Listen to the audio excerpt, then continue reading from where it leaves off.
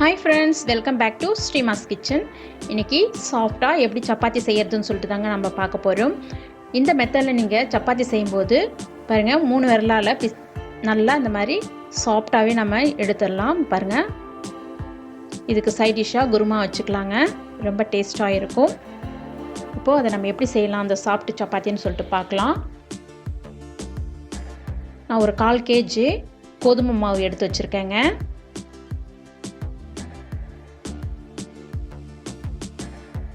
அதுக்கு தேவையான அளவுக்கு உப்பு சேர்த்துக்கலாங்க.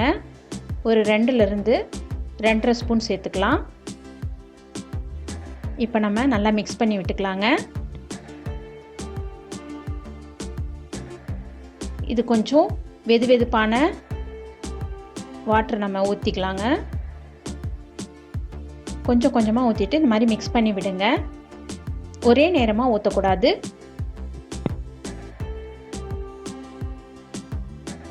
இந்த மாதிரி கொஞ்சம் இழுத்து பிசைஞ்சு விடுங்க. இப்போ நெக்ஸ்ட் டைம் கொஞ்சம் ஊற்றிக்கலாம். நிறைய பேர் சப்பாத்தி செய்யும்போது ஒரே டைமாக ஊற்றிடுறாங்க. அதனால தான் அவங்களுக்கு கொஞ்சம் டிஃப்ரெண்ட்டாக டேஸ்ட்டு சரியாக வர மாட்டேங்குது அப்படின்னு சொல்லிட்டு சொல்கிறாங்க. நீங்கள் இந்த மாதிரி கொஞ்சம் கொஞ்சமாக ஊற்றி செய்யும்போது உங்களுக்கு சாஃப்டாக சப்பாத்தி வருங்க.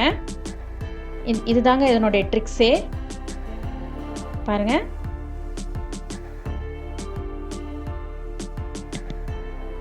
இந்த மாதிரி நீங்கள் பிசைஞ்சு எடுத்துக்கோங்க. இப்போ இந்த சமயத்தில் நம்ம வெண்ணெயை சேர்த்துக்கலாம். அப்படி வெண்ணெய் இல்லை அப்படின்னா நீங்கள் ஒரு 2 ஸ்பூன் ஆயிலை நல்லா சூடு பண்ணி நீங்கள் ஊற்றிக்கோங்க. அப்போ சாஃப்டாக இருக்கும். வெண்ணெயை சேர்த்துக்கிட்டிங்கன்னா ஒரு டேஸ்ட்டு நல்லா இருக்கும். அந்த டேஸ்ட் உங்களுக்கு ரிச்சாக தூக்கி தரும்.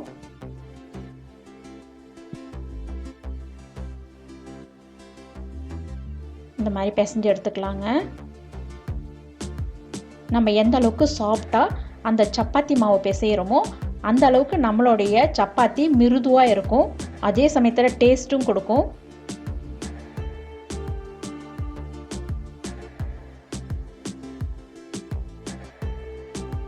அதனால தாங்க ஸ்கிப் பண்ணாமல் இதை காட்டுறேன். இந்த ட்ரிக்ஸு தாங்க நிறைய பேரை நம்ம மிஸ் பண்ணிடுறது. இப்போ நம்ம பிசைஞ்சிட்டோம்.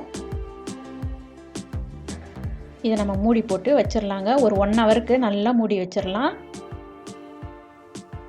நல்லா ஊறி வருங்க. இப்போ ஒரு 1 ஹவர் ஆயிடுச்சு. பாருங்கள், நம்ம சப்பாத்தி எந்த அளவுக்கு சாஃப்டாக பாருங்கள், தொட்ட உடனே அப்படியே நல்லா மிருதுவாக இருக்குது பாருங்கள். இப்போ இதில் நம்ம உருண்டையை பிடிச்சிக்கலாங்க.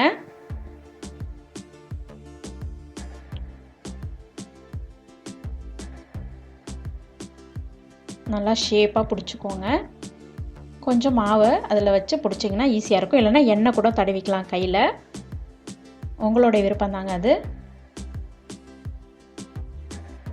ஷேப்பாக வரல அப்படின்னா நீங்கள் இங்கே பாருங்கள், இந்த மெத்தடில் ட்ரை பண்ணி பாருங்கள். இந்த மாதிரி மாவு எடுத்துக்கிட்டு ஒரு நல்லா அப்படி ப்ரெஸ் பண்ணிங்கன்னா உங்களுக்கு கரெக்டாக அந்த உருளை சைஸில் கரெக்டாக கிடைக்குங்க. பாருங்கள் எவ்வளோ அழகாக வந்திருக்குதுன்னு.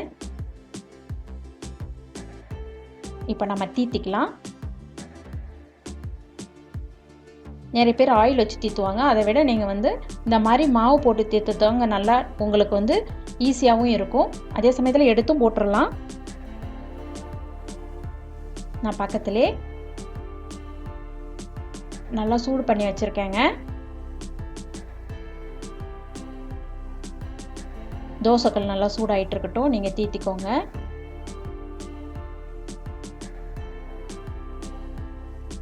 இப்போ நம்ம இதில் போட்டுடலாம். ஃபஸ்ட்டே ஆயில் போடாதீங்க, இதை போட்டுடுங்க.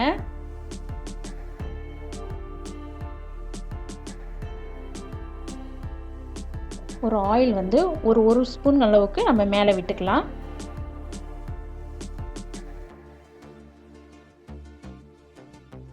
சின்ன குழந்தைங்களுக்கு செஞ்சிங்கன்னா நீங்கள் கொஞ்சம் நெய் கூட சேர்த்துக்கலாங்க. திருப்பி போட்டுக்கோங்க ஒரு 2 நிமிஷம் கழித்து.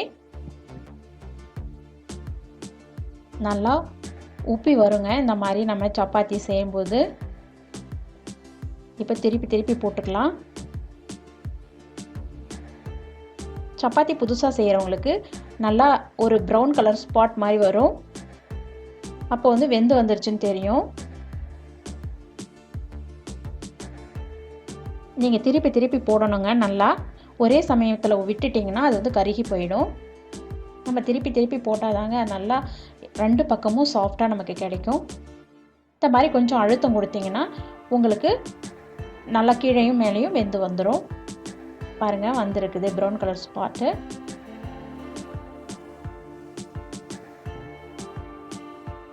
கொஞ்சம் மீடியம் ஃப்ளேமுக்கு அதிகமாக வச்சுக்கோங்க. இப்போ நம்ம அடுத்த சப்பாத்தி போட்டுக்கலாங்க.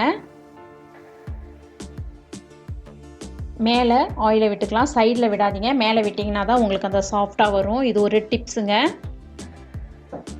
சைடில் விட்டிங்கன்னா உங்களுக்கு சைடில் மட்டும்தான் கொஞ்சம் நல்லா கிறிஸ்பியாக இருக்கும், சாஃப்ட்னஸ் கிடைக்காது. இப்போ நம்ம திருப்பி திருப்பி போட்டுக்கலாம்.